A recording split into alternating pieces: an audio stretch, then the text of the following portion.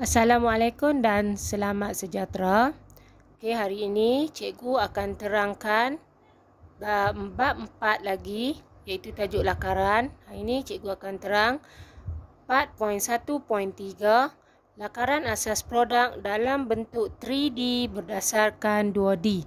Okey, baik. Sebelum ni anda telah mempelajari pelbagai teknik lakaran pictorial. Okey, pelbagai teknik lakaran pictorial. Okey, pelbagai maksudnya banyak. Banyak dah yang cikgu dah terangkan, iaitu apa? Teknik apa? Teknik lakaran oblik. Okey, lakaran isometrik. Kemudian yang ketiga, lakaran perspektif. Dalam lakaran perspektif, cikgu dah tunjuk cara untuk membuat perspektif 1 titik, perspektif 2 titik dan perspektif 3 titik.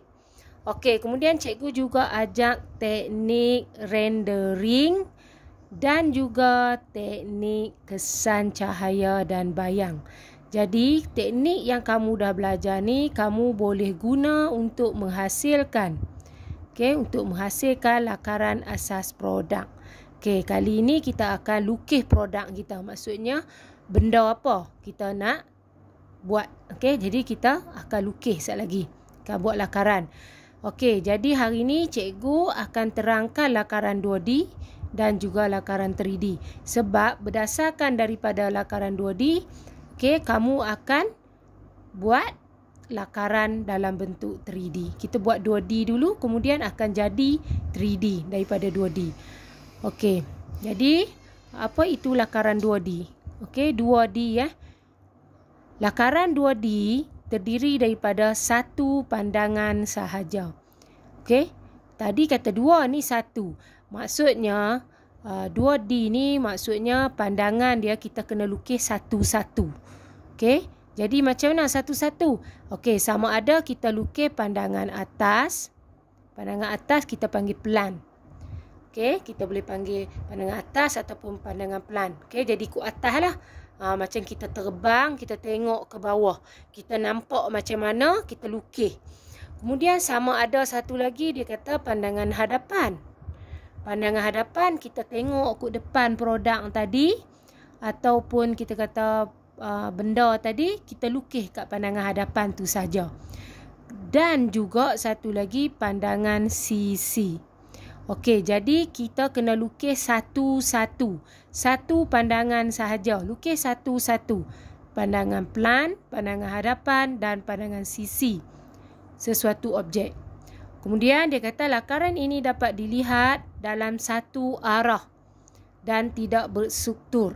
Okey, maksudnya apa yang kamu nampak kat situ kamu lukis macam tu saja. Jangan duk lukis macam yang kita belajar isometrik oblik, tak mau. Okey. Kemudian, ukuran yang terdapat dalam lakaran 2D bergantung pada sudut pandangan sama ada panjang dan lebar, panjang dan tinggi atau lebar dan tinggi. Okey, jadi kita lukislah sama ada panjang lebar, lepas tu panjang tinggi atau lebar tinggi. Okey, baik, kita tengok contoh di buku teks ni. Ni contoh lakaran 2D yang kita tengok yang ni. Yang pertama adalah dapur gas. Okey, pandangan atas tadi cikgu kata kita tengok ke atas macam kita terbang. Jadi kalau kamu duduk kat atas, kamu jadi Superman, kamu tengok apa yang kamu nampak daripada atas dapur gas kamu lukis. Okey, ini yang dikatakan pada satu arah. Okey, tidak berstruktur. Kamu lukis hak nampak sahaja. Yang bawah-bawah dia tak payah lukis. Okey, jadi lukis kat atas. Jadi atas ni kita nampak tungku dia. Lepas tu kita nampak sikit ni tempat kita nak adjust dia punya level api. Okey, jadi ni kita nampak daripada atas. Kemudian kita lukis pandangan hadapan pula. Pandangan hadapan kita tengok betul-betul ikut depan, kita letak mata sama parah dengan dapur gas tadi. Di hadapan kita akan nampak macam ni lah. Kita nampak bawah dia sikit ni. Kemudian kita nampak laras dia. Kemudian kita nampak tungku sikit saja timbul kat atas tu kan. Sebab atas ni kita nak letak periuk. Kita letak periuk atas ni. Jadi dia nampak lah sikit. Jadi kita lukis hak mana nampak. Kita tulis dekat sini pandangan hadapan. Jadi satu lagi pandangan sisi dia tak lukis. Pandangan sisi kot tepi ni. Kot tepi ni. Jadi kita nampak macam mana. Okey, kita akan nampak macam ni je lah. Ni depan dia. Lepas tu tungku dia kita nampak sikit. Lukislah tungku dia ni. Kemudian hak tempat pusing dia. Ini adalah pandangan sisi. Okey, pandangan sisi, pandangan hadapan, pandangan atas ataupun plan. Yang ini pandangan hadapan dapur gas. Inilah daripada yang ni kita akan hasilkan yang sini. Kita gabungkan dia. Okey, tak apa, sekejap lagi cikgu terang. Kemudian kita tengok contoh yang kedua, iaitu apa kita panggil ni, tong sampah nah. Tong sampah. Okey, kita tengok daripada depan. Kod depan ni tempat kita nak buang sampah kod sini. Jadi kita nampak macam mana, kita lukis. Kita buatlah lakaran dia, kita nampak macam ni. Okey, kemudian daripada pandangan atas, kat atas tu kita nampak dia punya bumbung dia sikit. Lepas tu tempat kita nak tolak bubuh sampah kat sini. Okey, jadi atas dia macam ni, yang bawah kita tak nampak sebab kita tengok daripada atas. Okey, kemudian pandangan tepi dia, pandangan sisi dia.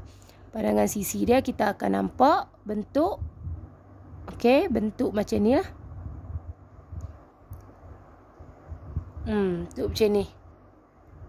Okey, ini adalah pandangan sisi. Okey, kita tulis lah. Okey, pandangan sisi kita akan nampak macam tu. Jadi, yang mana yang kita nampak ni, kita akan cantumkan. Sebab dia kata kat sini, lakaran asas produk dalam bentuk 3D berdasarkan 2D. Maksudnya kita lukis 2D dulu, kemudian kita akan jadi 3D. Okey, kemudian kita tengok maksud 3D pula. Lakaran 3D memberi gambaran sebenar. Gambaran sebenar objek. Maksudnya bila kita tengok lakaran 3D, kita nampak macam real lah. Macam betul. Okey, jadi apa yang maksud dengan 3D? 3D pandangan tadi ni, pandangan atas, hadapan dan sisi kita lukis ataupun kita buat lakaran dalam satu lakaran sahaja. Okey, contoh dia nah. Okey. Dia kata kat sini lakaran ini mempunyai lebih daripada satu permukaan kerana menunjukkan 3 ukuran. Okey, 3 ukuran dimensi. Okey, 3 dimensi lah. 3D ni 3 dimensi. 2D ni maksud 2 dimensi. Jadi yang mana kita lukis kat 2D tadi, kita cantumkan untuk menjadi satu lakaran sahaja, tetapi dia ada kesemualah. Yang ni pandangan atas ataupun plan. Yang kat sini adalah pandangan sisi. Yang dekat sini adalah pandangan hadapan. Tu maksud cikgu. Okey, yang mana atas tadi kita lukis macam ni. Kemudian kita cantum ke hak depan, kan? Kemudian hak sisi kita akan jadi 3D. Kemudian kamu tengok dia kata dekat sini kita gunakan pelbagai teknik lakaran pictorial. Kalau kita tengok lakaran ni adalah lakaran, okey, kalau kita garis macam ni, kita akan nampak 2 sudut macam ni. 30 ni kita nama dia lakaran apa? Lakaran isometrik. Okey, ini adalah lakaran isometrik. Teknik yang dia pakai adalah teknik lakaran isometrik. Okey, lakaran 3D lah. 3D ni kita boleh lukis sama ada perspektif, oblik ataupun isometrik. Okey, jadi kita tengok contoh yang kedua pula. Contoh yang kedua tadi adalah tong sampah yang kita dah buat lakaran 3 pandangan tadi. 2D tadi tu kita dah buat dah 3 pandangan. Okey, pandangan hadapan, sisi dan atas. Kemudian kita buat lakaran 3D daripada lakaran 2D tadi. Jadi kamu tengok yang ni atas. Atas yang ni lah, kita dah lukis atas. Ini atas. Okey, pandangan atas. Kemudian yang ni adalah pandangan hadapan. Yang ni adalah pandangan sisi. Jadi teknik yang dia pakai juga, kalau kita garis sini pun ada juga dia punya apa kita panggil sudut 30 ni. Jadi yang ni pun kita panggil teknik lakaran isometrik. Okey, ini teknik lakaran isometrik. Okey, jadi teknik lakaran isometrik ni akan menunjukkan lakaran 3D kamu ni akan memberikan gambaran sebenar objek. Kalau kita tengok, okey, satu lakaran yang sempurna. Okey, berdasarkan dimensi yang kamu dah buat lah. Okey, dimensi ni maksudnya ukuran yang kamu dah siapkan lah. Okey, jadi kamu tengok muka surat 93. Okey, kita tengok muka surat 93. Sambungan dia, pemilihan lakaran produk terbaik berdasarkan elemen reka bentuk. Maksudnya dekat sini, kamu kena buat 3 jenis lakaran. Okey, 3 jenis lakaran. Tema dia sama. Contohnya macam yang ni, tema dia adalah topi. Okey, topi. Jadi, dia lukislah lakaran produk A, lakaran produk B, lakaran produk C. Topi yang berlain, tapi memang topi lah, jangan lukis topi keledar.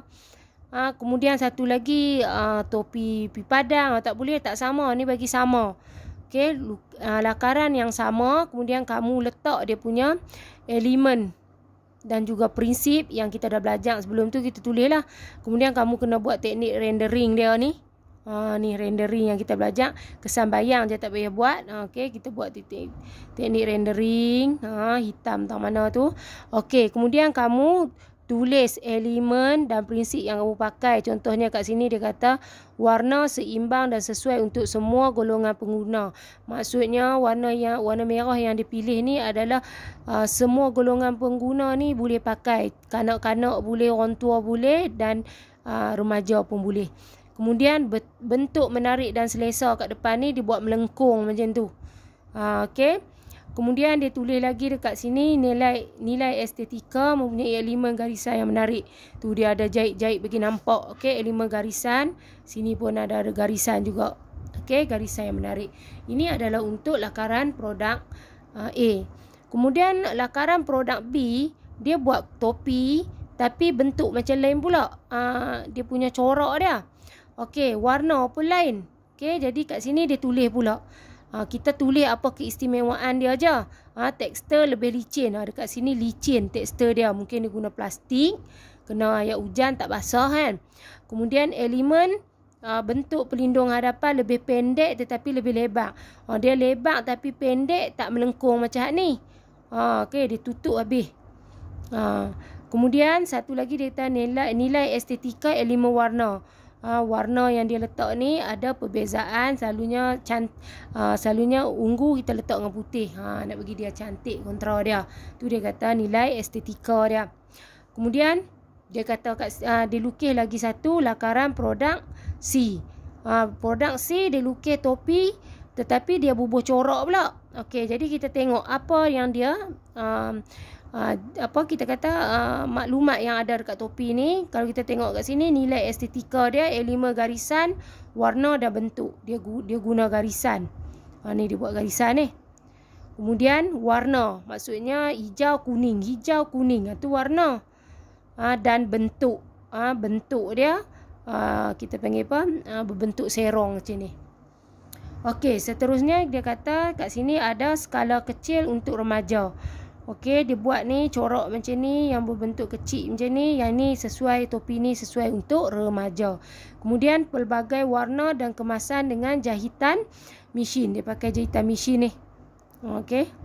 Dia buat bentuk 4 segi ni, dia guna jahitan mesin. Jadi dia bagi tahu kat sini sesuai untuk remaja, yang ni golongan dia ke semua, yang ni dia tak bagi tahu. Okey, jadi ada 3 jenis produk yang tema dia sama. Tetapi kamu kena pilih satu sahaja. Okey, bila kamu dah buat lakaran, kamu akan pilih satu sahaja. Okey, contoh dekat sini muka surat 94. Okey, kita tengok muka surat 94. Okey, muka surat 94 dia buat perbandingan. Okey, dia buat analisis elemen lakaran produk. Elemen sahaja. Okey, kita ada garisan, bentuk, tekstur, saiz, warna, ruang. Okey, kita buat elemen sahaja. Prinsip kita tak masuk dah. Okey, kemudian dekat sini kamu kena buat analisis. Okey, maksudnya kita akan nampaklah perbezaan dia. Okey, contoh topi tadi yang A yang merah tadi duk tani, B yang warna purple dan yang C adalah untuk golongan remaja. Okey, jadi dia tulis kat sini garisan. Maksudnya garisan kita tengok ada tak banyak garisan. Dia ada guna garisan tetapi kurang. Okey, jadi dia tulis kurang garisan. Okey, untuk produk B banyak garisan ni. Ni ada lagi garisan. Okey, kat tepi ni lagi. Okey, jadi banyak garisan. Dekat sini pun garisan kasar dijadikan corak. Garisan dia terlalu banyak lah tu dia kata kasar dan dia jadikan corak. Yang ni garisan dia tak dijadikan corak. Dia ikut jahitan ni bagi nampak garisan. Okey, kemudian bentuk topi ni adalah bentuk kubah. Yang ni pun kubah, ni pun kubah. Kubah maksudnya separuh lah ni, separuh. Separuh bulat bermaksud kubah. Kemudian kita tengok tekstur bahan dia. Yang ni sederhana licin. Yang ni dia cakap tadi licin. Kemudian yang ni dia kata kasar. Okey, kasar mungkin kain jeans. Okey, yang ni licin mungkin daripada plastik. Yang ni sederhana licin mungkin kain. Okey, kemudian saiz. Saiz dia yang ni sederhana. Yang ni sederhana besar sebab dia kata lebar kan, sederhana besar. Dan yang C kecil. Saiz dia kecil sikit. Sebab kepala golongan kanak-kanak remaja ni kecil sikit. Okey, kemudian warna pula. Dia pakai warna apa? Ini merah saja, jadi dia kata warna panas. Merah ni warna panas, warna yang terang. Kemudian warna ungu adalah warna sejuk. Kemudian yang ni kombinasi warna panas dan sejuk, kontra lah. Yang mana panas? Panas ni ada merah. Kemudian ada kuning ni panas. Sejuk ni biru ni. Okey, jadi kombinasi dia, combine. Kemudian dari segi ruang.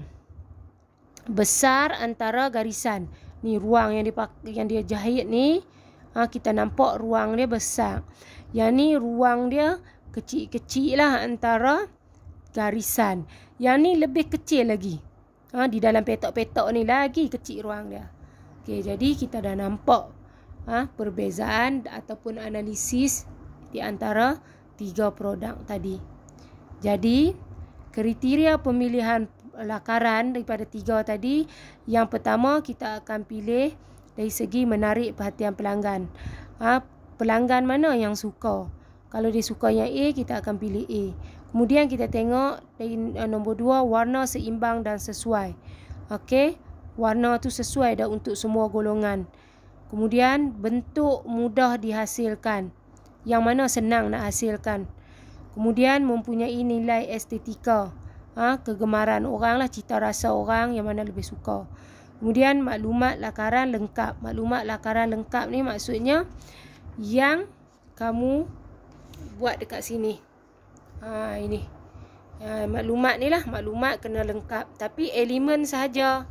Bukan prinsip. Prinsip tak termasuk. Kamu tulis elemen saja. Siapa yang tak ingat elemen kita, kamu boleh rujuk balik di bab 1 lah.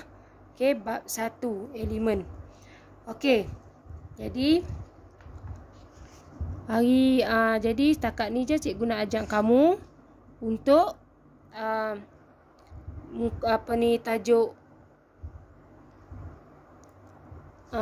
tajuk lakaran asas produk dalam bentuk 3D berdasarkan 2D. Okey, jadi saya harap kamu dapat memahami penerangan cikgu. Sekian, terima kasih.